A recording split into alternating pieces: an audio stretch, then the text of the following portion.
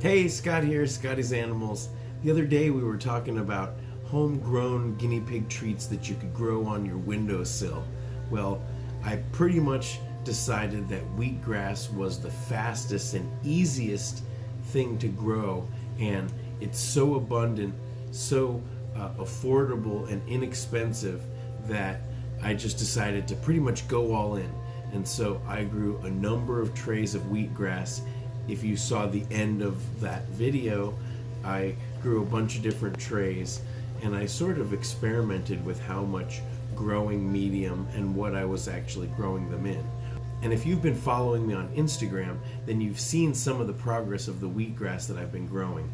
And boy, has it grown fast, and has it grown very lush. Take a look at the windowsill.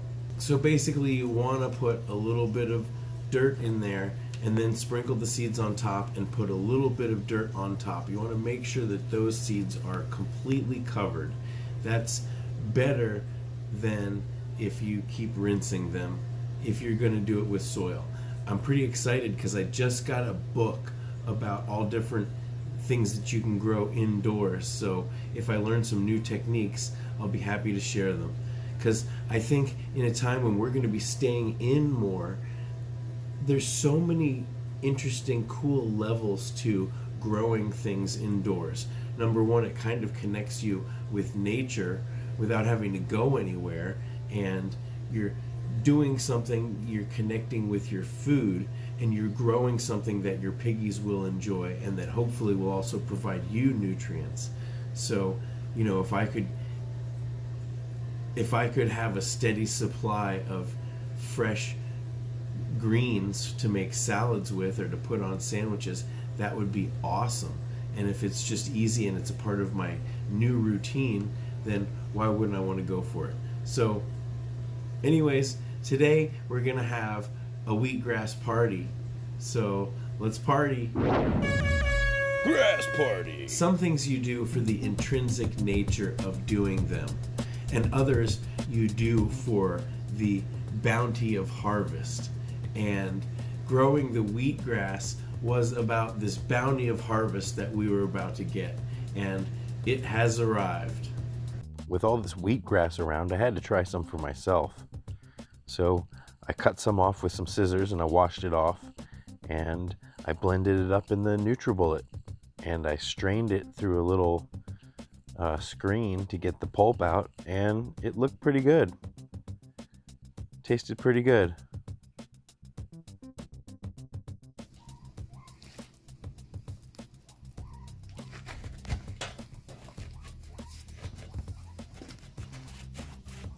Hey, don't eat the root. Don't pull it out. Mow the grass, not pluck it. Come on, buddy. Just take bites.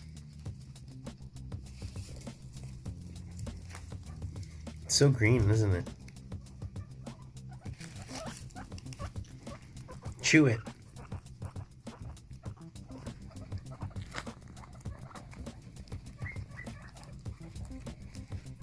You can have some too. It's a grass party.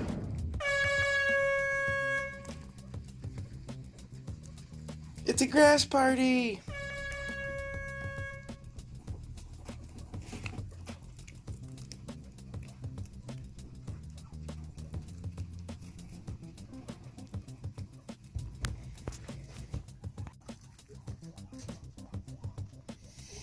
This is the one that they ate all the way down to nubs, and then it regrew. And it regrew really tall, and yesterday I actually cut it off with scissors, and I made some wheatgrass. I put it in the NutriBullet, blended it up real fine, and I had to run it through a strainer to get the pulp out, but it worked. It worked great. There are all sorts of wheatgrass juicing contraptions of all variety online that you can get. Some that use electricity and some that are manual.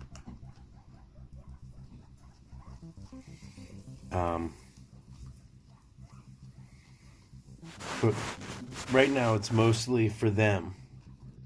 But why shouldn't I learn about and take advantage of the health benefits of wheatgrass? So actually, let's do that right now. I'm going to investigate a little bit of the health benefits of wheatgrass. And what is wheatgrass anyways? What we refer to as wheatgrass is actually just the sprouts of the wheat seed. These are the young grasses of the wheat plant. It's sometimes also referred to as catgrass. Wheatgrass is high in nutrients and antioxidants, and several studies have shown its positive effects on cholesterol.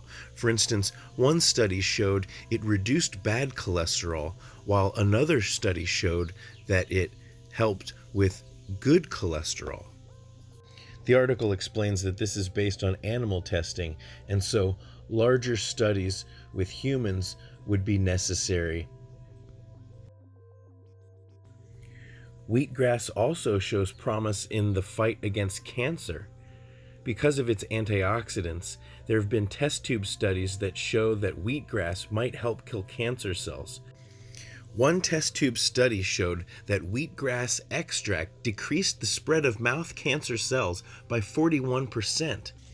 And another test tube study showed wheatgrass induced cell death and reduced the number of leukemia cells by up to 65% within 3 days of treatment. Wow, and that's not all. Wheatgrass may aid in blood sugar regulation. High blood sugar can cause a wide array of symptoms, including headaches, thirst, frequent urination, and fatigue, and over time high blood sugar can have serious consequences like nerve damage, skin infections, and vision problems. But according to this article, some studies have found that wheatgrass may help keep blood sugar levels under control.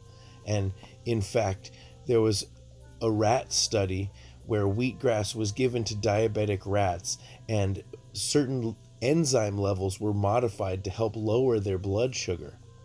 This research on wheatgrass's effects on blood sugar is limited to animals, so more studies in humans are needed to understand how it might affect the blood sugar of humans. So many good things about wheatgrass. May alleviate inflammation, could help promote weight loss, it's easy to add to your diet. The research shows that there's a whole lot of good, and the only bad is that there haven't been enough studies. But even though it's wheat, if you have a wheat allergy or celiac disease like me, it's still fine because the wheatgrass itself does not contain gluten. The only issue that the article seems to raise is that it's susceptible to mold if you're growing it at home. But you clip the grass and you wash it, and you're growing it in a clean medium, so it grows so fast that seems to be a very little concern.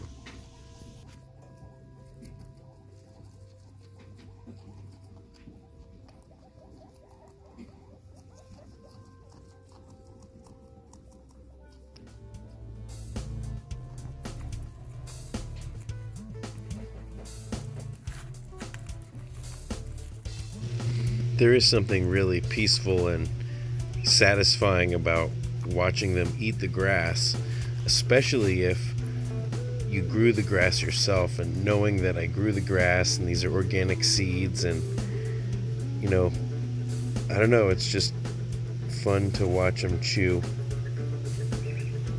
Yes, BB, I'm doing the narration. What are you doing on the floor? It's dirty down there.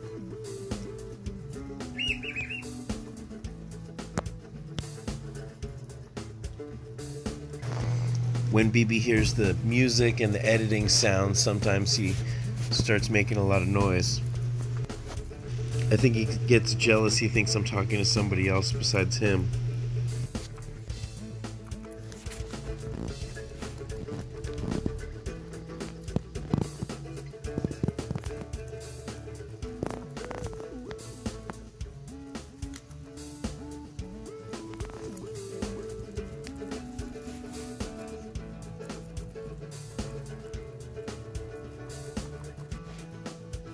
This will be Pipsqueak's new summer job, mowing the lawn. If I am organized and I do it right, I can have one of these for them, every week. I can have a new one for them.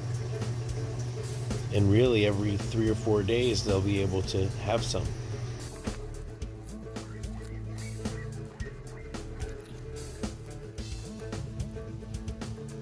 There's my foster boys, Tommy and Chong. And there's Papa Popeye with orange nose.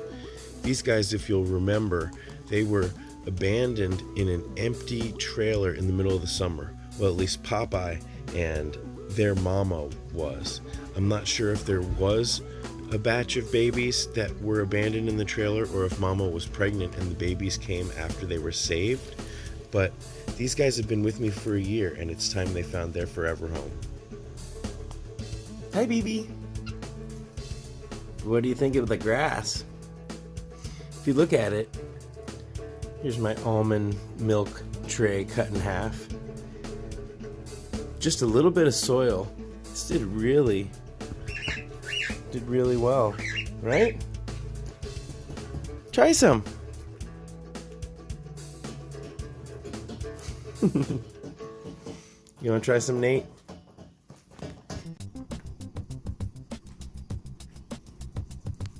What do you think? I think if you plant one of these for each of your piggies, then they'd have a treat once a week, once every couple days. And if you have only a few piggies, I would have a couple of these trays. That way you can alternate them. When one's growing back, you can feed the other. But it's always good to give a variety. And we will be able to get some produce from the store, of course, but it's nice. I think it's really nice to have this as an option. I'll put the link to these exact wheatgrass seeds. And thank you again, Jessica, for sending me these and giving me this inspiration.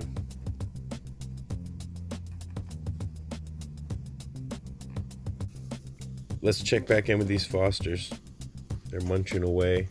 Man, that grass looks really green and lush. And that's the soft carton of almond milk that it's growing in, cut in half. Makes a really nice tray.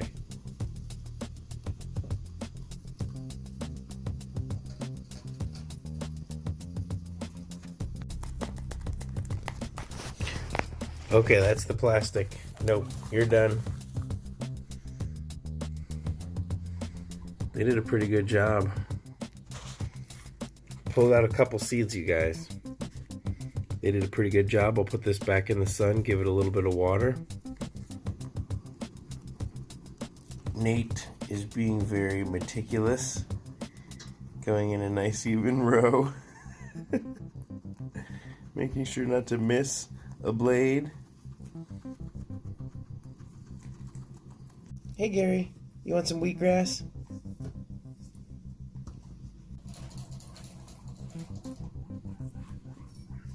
You trying it, Gary?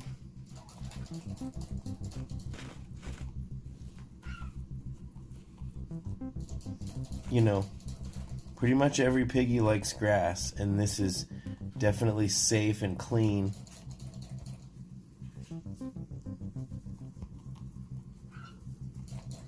And it grows so fast. It's so great.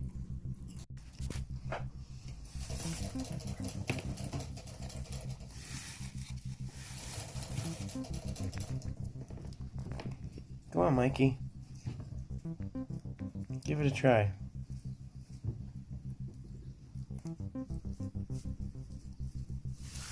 Hey! You gotta share.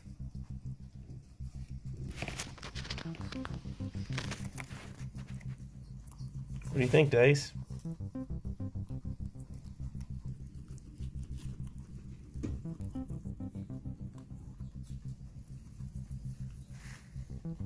Don't pull it out.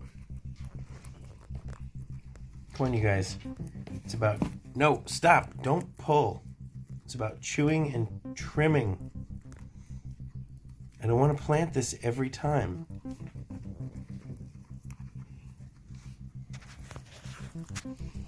Come on. Just chew. When you get to the bottom, move on to another blade.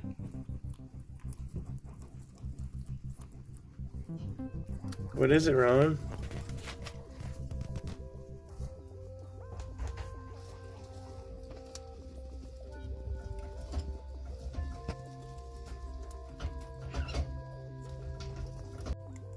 Don't eat the seed. I think the seed's fine, but we wanted to keep growing, boys.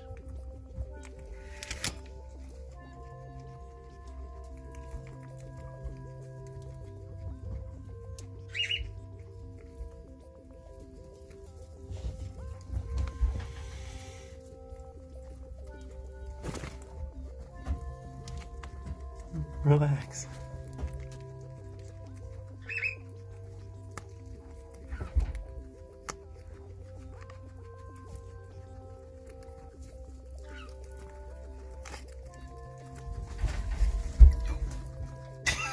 What did you just do, BB? You just flew right over my head. What are you doing? You want some grass?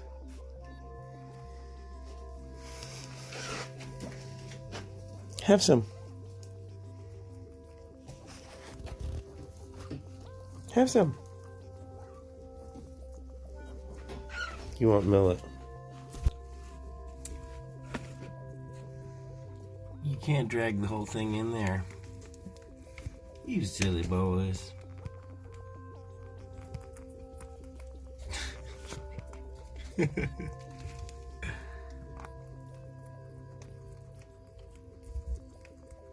That's funny.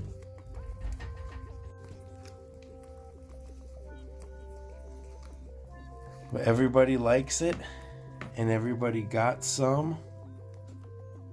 And you can get a giant bag of those seeds for $10. They have like 1 pound bags, 2 pound bags. Forget what the biggest bag is. If you think how much a shot of wheatgrass costs at like a smoothie place, I think it's a couple bucks. And a shot, right here I could get a couple shots of wheatgrass. And that's just like a sprinkling, like a handful of seeds. So of course it takes time and sunlight, but you could do other things while it's growing. I don't have to sit there and concentrate on making the seeds grow. And it grows so well, so fast, so easily. Once you put the wet seeds in the dirt, you don't water it again at all. You just set it and then forget it. Boys, don't pull it out of the dirt, Mikey. It's going to make it harder to regrow.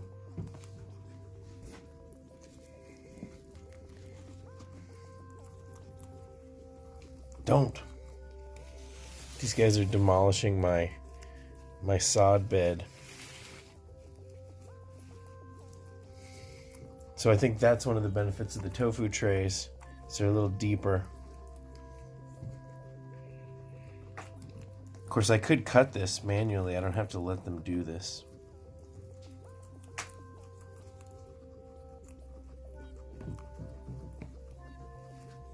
Stop pulling it out. I saw that. You're gonna get a tummy ache from eating dirt. All right, you guys. Gary, if you can do this nicely, here.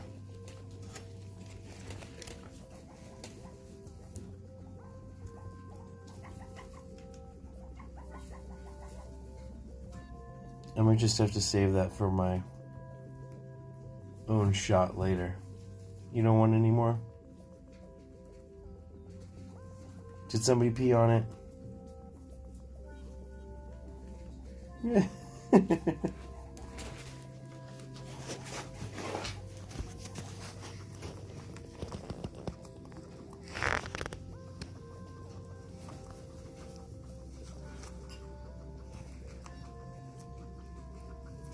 Well, this is a really nice treat. It's definitely a cool alternative to whatever it is that you're feeding them right now. I think the satisfaction of growing it kind of adds to it, and I think you save money because this is like a handful of seeds. And it's just something else to give them. And in a time when we can't go to the stores frequently as maybe we would like, just having these on the windowsill as another option, it's just also peace of mind. But the execution of it is actually so easy that it's not just something that you know you could do, it's something that you will do frequently.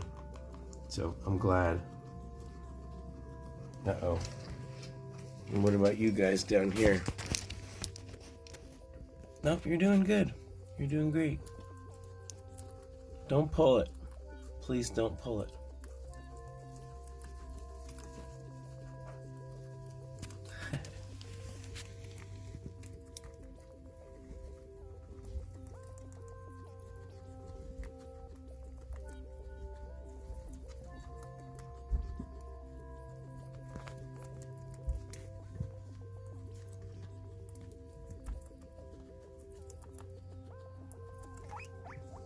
Hey, boys.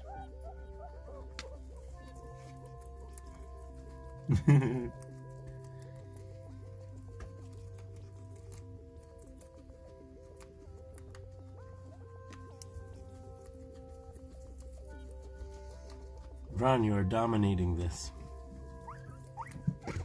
Let him have some. Come on, stick your head out, Gizmo. Here, I'll help you. Gizmo.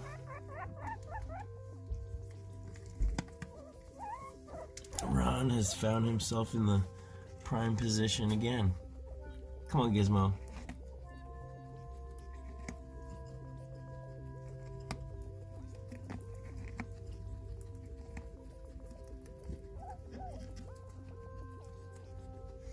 So, if you got a lot of seed pullers, maybe you cut the grass and give it to them instead of letting them do it like this.